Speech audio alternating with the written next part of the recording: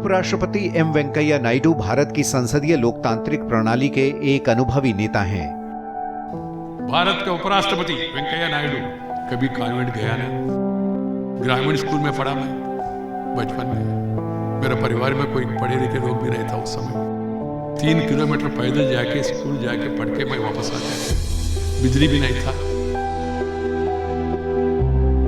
आंध्र प्रदेश में विधायक होने से लेकर संसद सदस्य और प्रमुख राजनीतिक पार्टी के अध्यक्ष होने से लेकर केंद्रीय मंत्री तक का उनका सफर बेहद शानदार रहा है।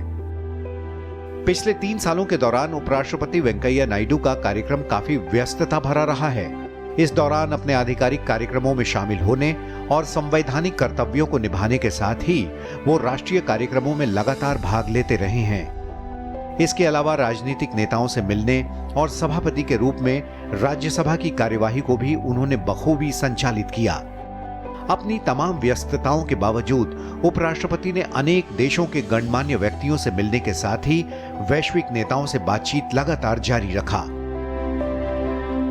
3 साल के दौरान उपराष्ट्रपति देश के हर कोने के लोगों से मिले और दैनिक आधार पर उनसे विचारों का आदान प्रदान करते रहे।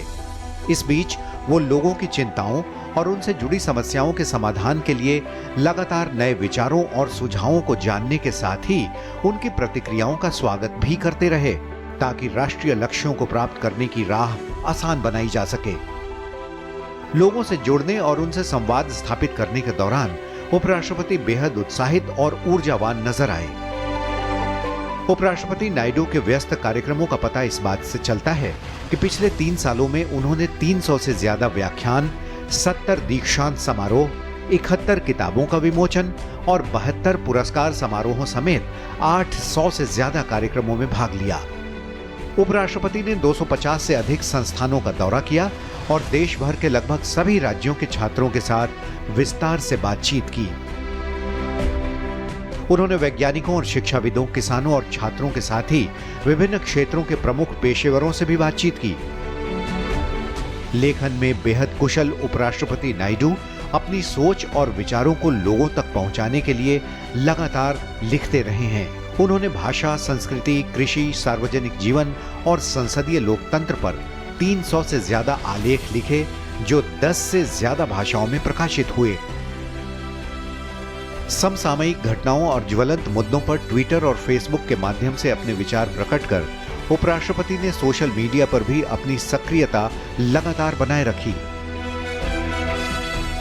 नए नए आविष्कारों और उत्कृष्ट उपलब्धियों को हमेशा प्रोत्साहित करने वाले उपराष्ट्रपति नायडू ने उन संस्थाओं और व्यक्तियों की हमेशा सराहना की है जिन्होंने अपने प्रयासों से बदलाव लाने की कोशिश की है। अपने भाषणों, बैठकों और बातचीत के दौरान उपराष्ट्रपति ने काफी स्पष्टता, सरल तरीके और संजीदा अंदाज में अपने विचारों का संचार किया है। उन्होंने इस बात पर जोर दिया है कि जीवन के विभिन्न क्षेत्रों में सकारात्मक बदलाव जरूरी और संभव दोनों है। अपने कई व्याख्यानों में उन्होंने भारत के गौरवशाली इतिहास, वैश्विक दृष्टिकोण और प्रेरणादायक विचारों को प्रस्तुत किया है, जो हमारे देश को एकता के सूत्र में बांधने के लिए बेहद जरूरी है। इसके साथ ही वैश्विक नेताओं और प्रवासी भारतीयों से बातचीत के दौरान भी उन्होंने भारत के अद्वितीय वैश्विक दृष्टिकोण को उजागर किया है, जो दुनिया को और बेहतर बना सकता है। इस बीच मार्च में आए महामारी ने सब कुछ बाधित कर दिया और ये सब अचानक रुक गया। कोविड-19 महामारी ने उपराष्ट्रपति को देश के भीतर और बाहर अपने सभी कार्यक्रमों को रद्द करने पर मजबूर किया। जब महामारी ने रोजमर्रा के कार्यों पर एक तरह से रोक लगा दिया था, तब भी उपराष्ट्रपति पूर्ण रूप से सक्रिय रहे। इस दौरान वो न केवल लोगों से जुड़े रहे, बल्कि सांसदों और जीवन के विभिन्न क्षेत्रों के प्रमुख व्यक्तियों से लगातार संवाद जारी रखा और इस बात की जानकारी लेते रहे कि देश भर में लोग कैसे इस महामारी से जूझ और लड़ रहे हैं। कौन किस पार्टी से जुड़ा है, इस बात को अलग रखते हुए उपराष्ट्रपति ने दोस्तों, परिचितों, मीडिया कर्मियों से बात की और उनसे उनकी और देश भर के बारे में जानकारी ली।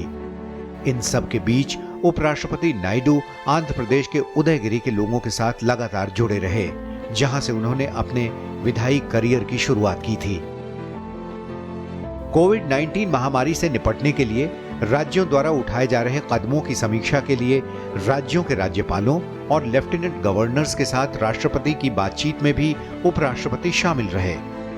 उपराष्ट्रपति ने उन विश्वविद्यालयों के कुलपतियों के साथ वीडियो कॉन्फ्रेंसिंग के जरिए बात की जिनके वे कुलाधिपति हैं।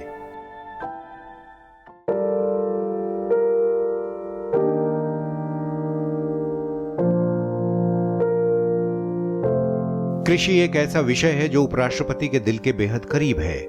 उनका मानना है कि कृषि को और अधिक उन्नत बनाकर राष्ट्रीय लक्ष्यों को हासिल किया जा सकता है। खुद किसान का बेटा होने की वजह से उपराष्ट्रपति शिद्दत से मानते हैं कि राष्ट्र निर्माण में किसानों की भूमिका बेहद महत्वपूर्ण है।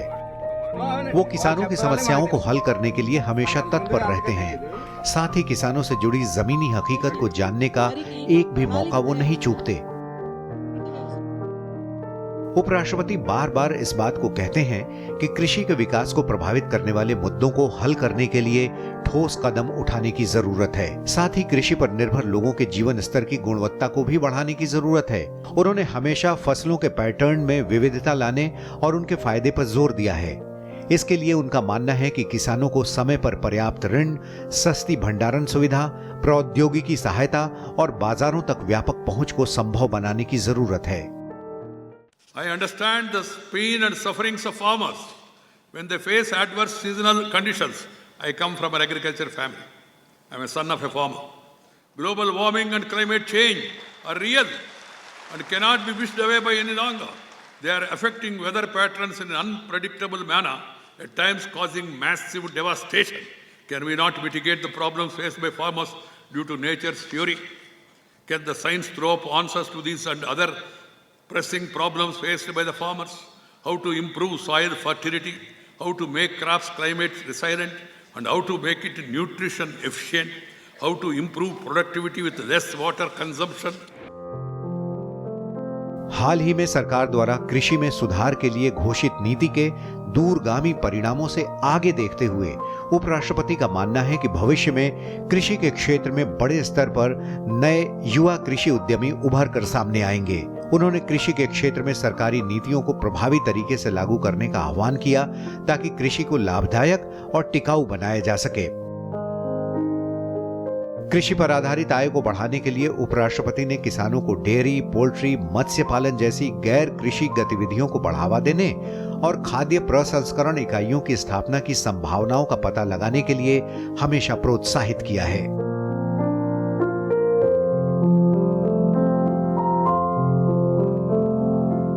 There has to be a renewed focus on agro industries, cold storage, warehousing, food processing, dairy, poultry, fisheries, value addition, and other non-farm avenues for generating income. अक्सर कृषि वैज्ञानिकों से बातचीत के दौरान उपराष्ट्रपति ये जानने के लिए उत्सुक रहते हैं कि वे खेती किसानी करने वालों से कितनी अच्छी तरह से जुड़ पाते हैं और किसानों को उपयोगी सहायता और उचित मार्गदर्शन देने के लिए प्रयोगशालाओं में कितना अनुसंधान और काम कर रहे हैं।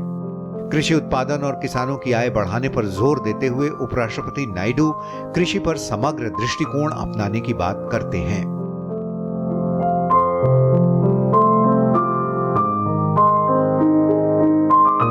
I am sure that advancement in science and technology will spur economic growth, which in turn will lead to elimination of poverty and other challenges faced by mankind. I call upon the scientists to focus on addressing various challenges from climate change to poverty elimination.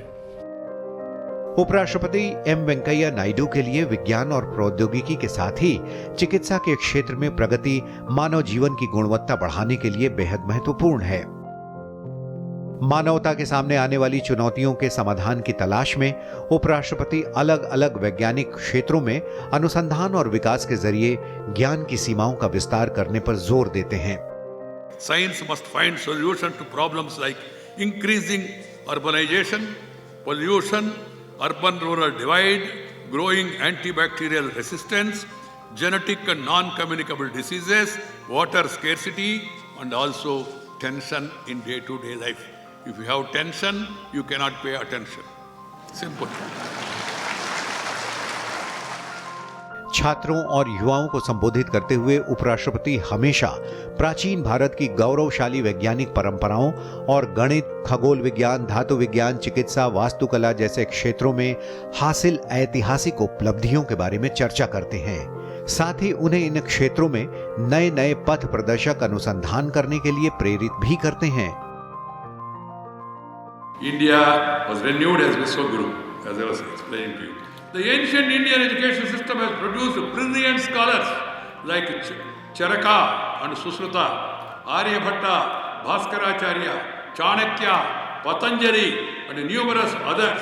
They made seminal contribution to the collective knowledge of the world in diverse fields. Swami Vivekananda once said, I quote, education is not the amount of information that we put into our brain and runs out there undigested. All your life, we must have life-building, man-making, character-making, assimilation of ideas. उपराष्ट्रपति नायडू इस बात की पुरजोर वकालत करते हैं कि युवाओं को विज्ञान के क्षेत्र में नए और उत्कृष्ट खोज के लिए लगातार प्रोत्साहित किया जाए, और ये तभी संभव है जब स्कूलों और कॉलेजों में युवाओं के बीच वैज्ञानिक प्रवृत्ति बढ़ाने पर जोर दिया जाएगा। I strongly believe that advancement in science and technology and a culture of innovation area of paramount importance if we are to surge forward with a greater momentum on the path to inclusive and sustainable development.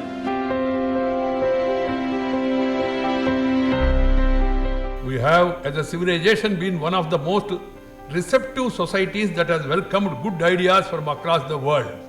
The Vedic seers have said, let noble thoughts come to us from all sides. किसी भी सभ्यता की जड़ उसकी संस्कृतियों में निहित होती है।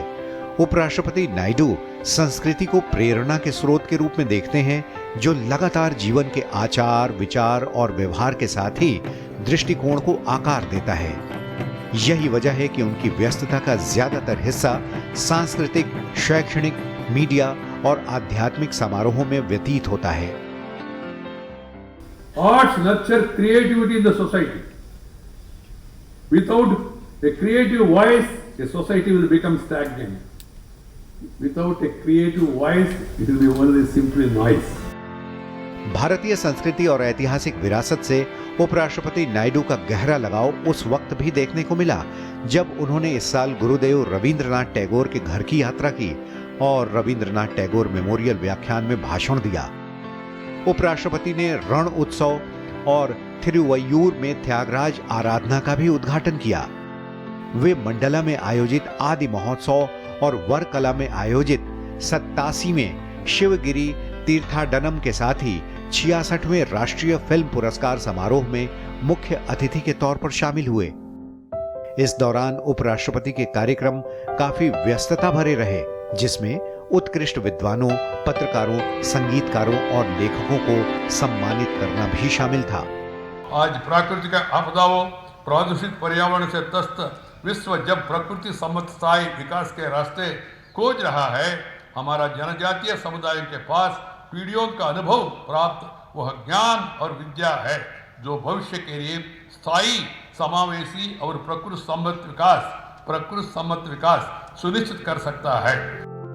उपराष्ट्रपति इस बात को लेकर बेहद जागरूक और उत्साहित रहते हैं कि युवा पीढ़ी को भारतीय इतिहास के गौरवशाली पक्ष को कभी नहीं भूलना चाहिए। वे बार बार भारतीय संस्कृति और धरोहर की याद दिलाते हैं। उनका मानना है कि इस ज्ञान, विज्ञान और कौशल को जन जन तक पहुंचाने के लिए लगातार प्रयास करने चाहिए। इसके साथ ही वो ललित कलाओं के पोषण और पारंपरिक लोक कलाओं के प्रचार प्रसार पर भी समान रूप से जोर देते हैं। So we should all really maintain this cultural diversity, and there should be platforms that has to build to promote and propagate this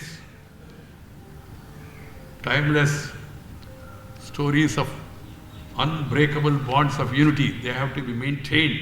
Our cultural diversity must always remain the vehicle of unity, peace, prosperity and joy. Spirituality is the basis for all religions. There is an inherent unity among all the religions. The same spiritual thread binds them together. उपराष्ट्रपति द्वारा बार बार इस बात को दोहराना कि बेहतर भविष्य के लिए प्रकृति और संस्कृति उनकी अंतर्दृष्टि को दर्शाता है कि कैसे संस्कृति और प्रकृति हमें पोषित करते हैं, हमें बनाए रखते हैं और जीवन की गुणवत्ता में बढ़ोतरी करते हैं। While planning the city, there must be cycle tracks, there must be pedestrian paths, there must be, as I told you, more greenery. Wherever I am going, I am telling the youngsters, love the nature, live with the nature. Love and live with the nature, that is the need of the hour. This has to be understood by all. Nature is very important. We have to take advantage of the nature. The sun, the light, the air, the water, all these things should be kept out of pollution. Otherwise, we will be affected.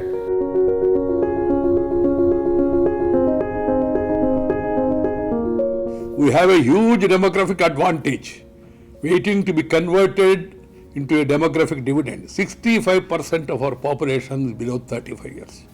50% of our population is below 25 years. We should not miss this opportunity. We should enhance access to knowledge and skills to all children so that each one of them realizes his or her innate potential.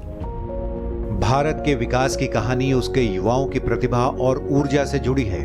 अनेक दीक्षांत समारोहों में उपराष्ट्रपति नायडू ने कुशल और पेशेवर भारतीय युवाओं के लिए उपलब्ध सुनहरे अवसरों का उल्लेख किया है। साथ ही उन्होंने युवाओं से अपने ज्ञान को नैतिक और मानवीय दृष्टिकोण के साथ संयोजित करने पर हमेशा जोर दिया है।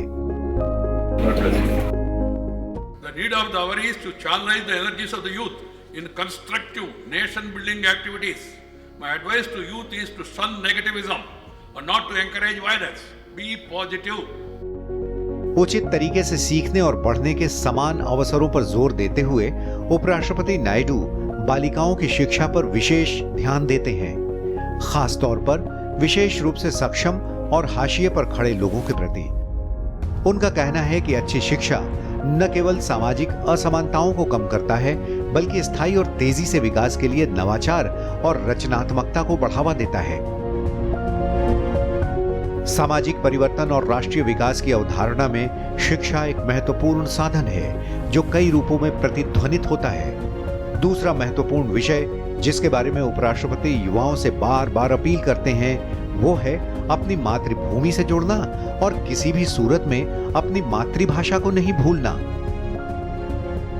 उपराष्ट्रपति नायडू का दृढ़ विश्वास है कि हमें न केवल अपनी मातृभूमि से गहरा लगाव होना चाहिए, बल्कि अपनी बुद्धि और अथक परिश्रम से वैश्विक पटल पर अपनी छाप छोड़नी चाहिए, जिसकी पूरी क्षमता है हम में।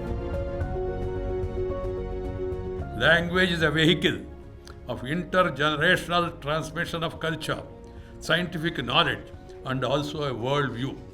We in India are fortunate to be heirs to a great linguistic tradition.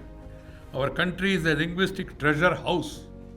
Ours is a nation that is widely acknowledged for its extraordinary linguistic and cultural diversity. The plurality and coexistence of multiple languages add color and vitality to our country and make it unique.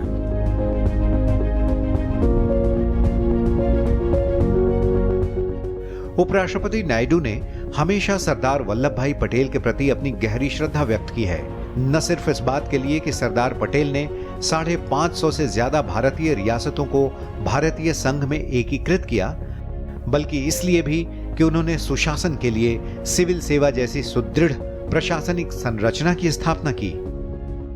It was the vision of and foresight of Sardar Vallabhbhai Patel that led to creation of All India Services.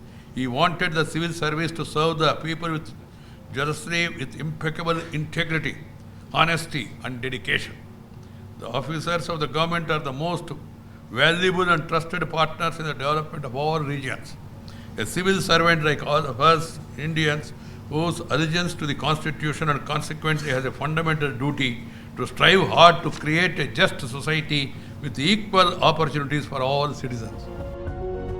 सुराज्य और सुशासन पर जोर देते हुए उपराष्ट्रपति ने बार बार लोक केंद्रित उत्तरदायी प्रशासन के महत्व को दोहराया है।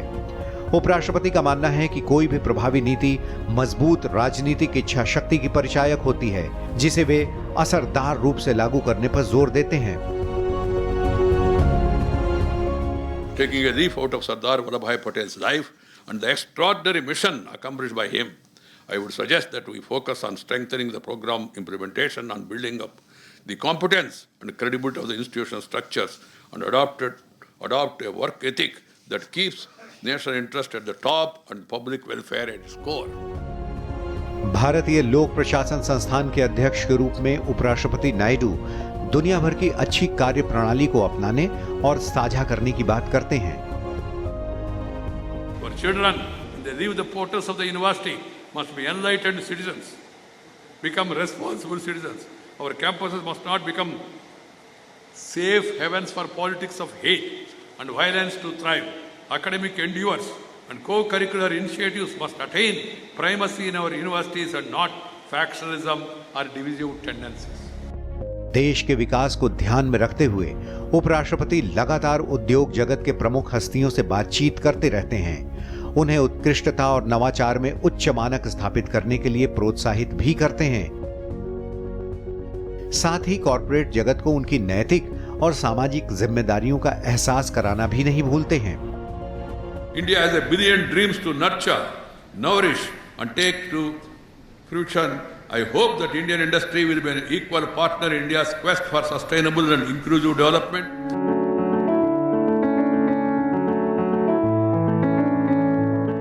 उपराष्ट्रपति वेंकैया नायडू ने पिछले 3 वर्षों में 21 देशों का दौरा किया है। अपने कार्यकाल के तीसरे साल के दौरान अगस्त 2019 से उन्होंने 6 देशों का दौरा किया है।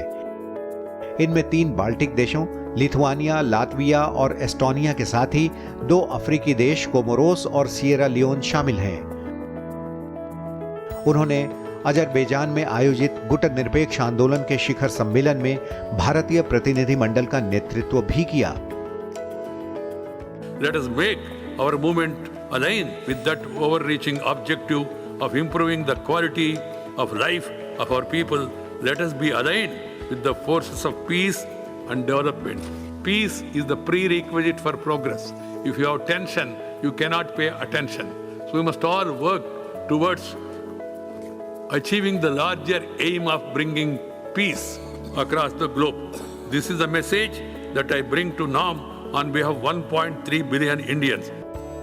राष्ट्रों के प्रमुखों के साथ अपनी व्यक्तिगत बैठकों में और प्रतिनिधि मंडल स्तर की बातचीत में उपराष्ट्रपति ने दुनिया के सभी देशों के साथ सौहार्दपूर्ण मैत्री संबंध और आपसी सहभागिता स्थापित करने के लिए उन्हें भारत के दृष्टिकोण से अवगत कराया है। उन्होंने भारत के वैश्विक दृष्टिकोण को रेखांकित करते हुए हमेशा इस बात पर जोर दिया है कि भारत दुनिया के सभी देशों के लोगों को एक वृहद वैश्विक परिवार के सदस्य के रूप में देखता है। अपनी विदेश यात्राओं के दौरान उपराष्ट्रपति ने भारतीय प्रवासियों से मुलाकात की और उन्हें संबोधित किया। उपराष्ट्रपति ने उन्हें भारत में हो रहे विकास के कार्यों से अवगत कराया, साथ ही इसमें योगदान करने के लिए उन्हें आमंत्रित भी किया। You must have heard of the 3 Ds which stand for democracy, demand and demographic dividend. The Indian diaspora is the 4th D, and I wish to reiterate here that you are a very important component of India's march to an inclusive, equitable and prosperous nation. उपराष्ट्रपति नायडू ने भारत के दौरे पर आए अनेक वैश्विक नेताओं से मुलाकात की। इनमें अमेरिका के राष्ट्रपति डोनाल्ड ट्रंप, मंगोलिया के राष्ट्रपति खल्तमागीन बतुल्गा, ब्राजील के राष्ट्रपति जेयर मेसियस बोल्सोनारो और पुर्तगाल के राष्ट्रपति मार्सेलो रेबेलो डी सोसा शामिल हैं। इन नेताओं से अपनी बातचीत में उपराष्ट्रपति ने संयुक्त राष्ट्र में सुधार के जरिए एक न्याय संगत और उत्तरदायी वैश्विक व्यवस्था स्थापित करने और आतंकवाद से मुक्त दुनिया बनाने की आवश्यकता की वकालत की। No country in the world is immune to consequence of terror, and now therefore curbing this menace would require a united response from the world nations. Comoros सरकार ने उपराष्ट्रपति नायडू को कोमोरोस के सर्वोच्च नागरिक सम्मान the order of the green crescent से सम्मानित किया। बेहद ही गर्मजोशी से भरे अपने संदेश में उपराष्ट्रपति ने दोनों देशों के मजबूत संबंधों के साथ ही स्थायी शांति और सतत विकास के लिए मिलकर काम करने की आवश्यकता पर बल दिया। Let me, before concluding, quote two quotations, one from your national anthem and another from ancient Indian text that illuminates our collective future journey. First is your resolve to raise an independent nation and love your country, your religion and the world. Narikeni Aniya, Revenge Otamiya, Mahaba Yadine, Na Duniya.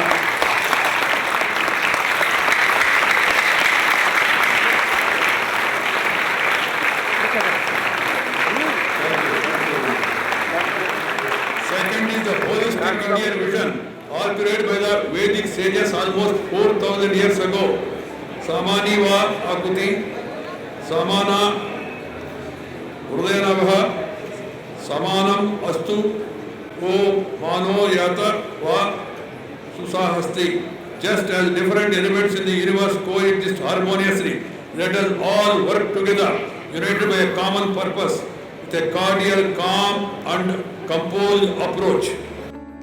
उपराष्ट्रपति ने भारत दौरे पर आई socialist Republic of Vietnam की उपराष्ट्रपति श्रीमती डांग थी नोगोक thin के सम्मान में लंच की मेजबानी की। स्टेट काउंसिलर और पीपल्स रिपब्लिक ऑफ चाइना की विदेश मंत्री वांग ई ने भी अपनी भारत यात्रा के दौरान उपराष्ट्रपति से मुलाकात की। इसके अलावा उपराष्ट्रपति, जो राज्यसभा के सभापति भी हैं, उन्होंने फ्रांस, यूरोपीय संघ, कैमरून, मालदीव और कनाडा के संसदीय प्रतिनिधि मंडलों से मुलाकात की। इस साल मार्च तक उपराष्ट्रपति नायडू अनेक कार्यक्रमों में काफी व्यस्त थे। इनमें अनेक बैठकों और कार्यक्रमों के अलावा देश भर की यात्राएं शामिल थीं।